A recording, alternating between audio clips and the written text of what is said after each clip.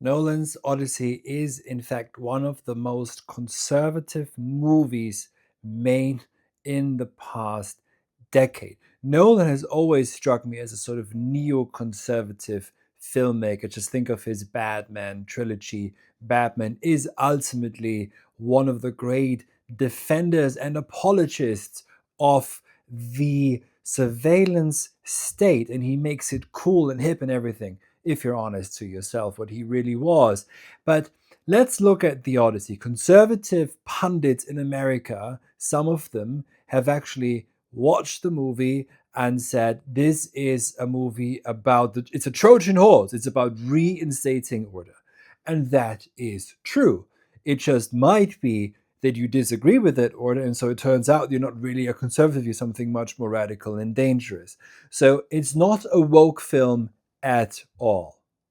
The casting choices you must look beyond. They are ultimately almost pre-Obama era color-blind choices. They are simply what is currently on offer, let's say, at Hollywood, if you'd like to have a cast that speaks to as many people as possible, because you do want to make a movie that appeals to millions and millions of people. So you have to, of course, bring in certain actors and actresses that are available and are famous, known, etc. at the moment, speak to different age groups. All of this is there. You've got Matt Damon, who speaks to, whoever watches Matt Damon, and you've got, I don't know what the other actresses' names, but very clearly this is just done for the sake of also bringing back in that conservative understanding of color blindness. Yeah, so it's extremely conservative in that regard. But here's something where we have to go a little bit deeper, perhaps. So, in the movie, what is being portrayed as Xenia hospitality is a sort of rule by Zeus.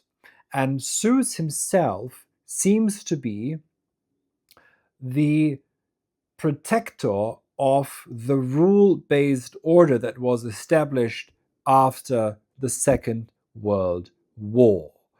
And that very rule and order is what conservatives want to conserve and preserve.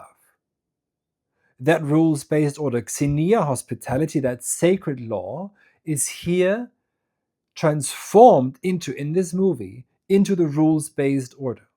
And Zeus is an abstraction that allows for that rules based order to continue to exist. You could think of it perhaps as the UN or something similar. Yes, and that's why you don't need to show Zeus. It's just the abstraction of presumed universal law, and that is upheld or reinstated by that movie. That is what the movie is ultimately about.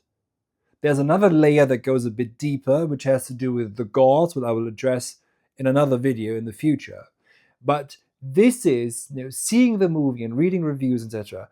This is what I think I can take away from it, is that ultimately it really is about conserving order, coming back to that order that is currently under threat from forces within and forces without. And there's also mention made, and certain anxieties are mentioned sometimes about the people from the sea, which quite apparently is a sort of dog whistle to latent anxieties in Europe and in Northern America about illegal or maybe even legal immigration, which is probably illegal immigration is, we want merit-based immigration, as the conservative would say, right? So if you look at it in terms of, in Britain, reform and restore, and in America, the MAGA movement, it is the most, and other areas perhaps, is the most neocon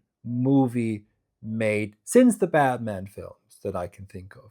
And so Nolan shows himself to be what he is, which is a filmmaker of the regime. Every regime, and this is a value-free term, regime, or you say political system, if you want to use that term, every political system, be that a dictatorship or a democracy, they always have their movie makers, they have their artists, and you get to see perhaps what Hollywood doesn't want to tear down here, um, uh, uh, uh, uh, the European world, if by that we mean the West as we know it in the post-war order.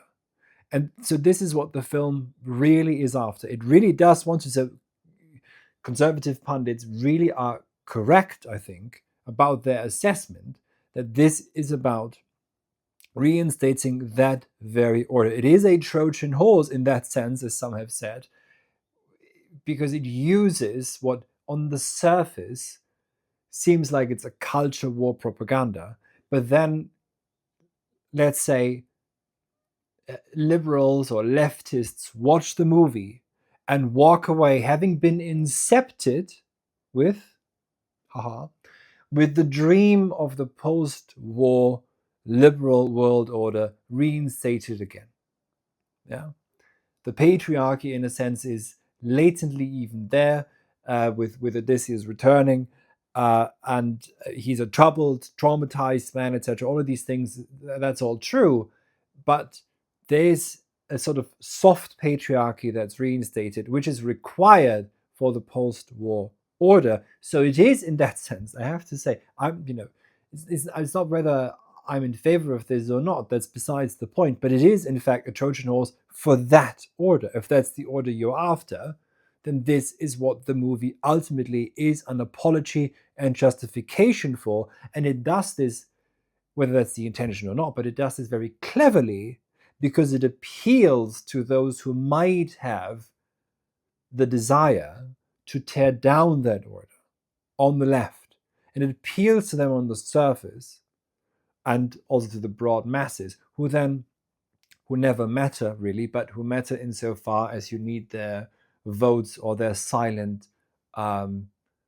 admission or their silent contribution or their silent approval of something. So it does incept the public mind again with a justification, an apology of the post-war order. It is the most conservative movie you could think of. And if you don't see it, then you are resentfully blinding yourselves because you believe that the casting choices are anti this or anti that, or are woke or whatever the word is. Be careful, because you will deprive yourselves of true recognition, because watching a movie, if you watch it carefully and you start thinking about what's going on, it's a dialectical process, and you begin to see what is reflected back to you in our time. And so again, think about it, why this is really the most conservative movie perhaps even made in this entire century so far.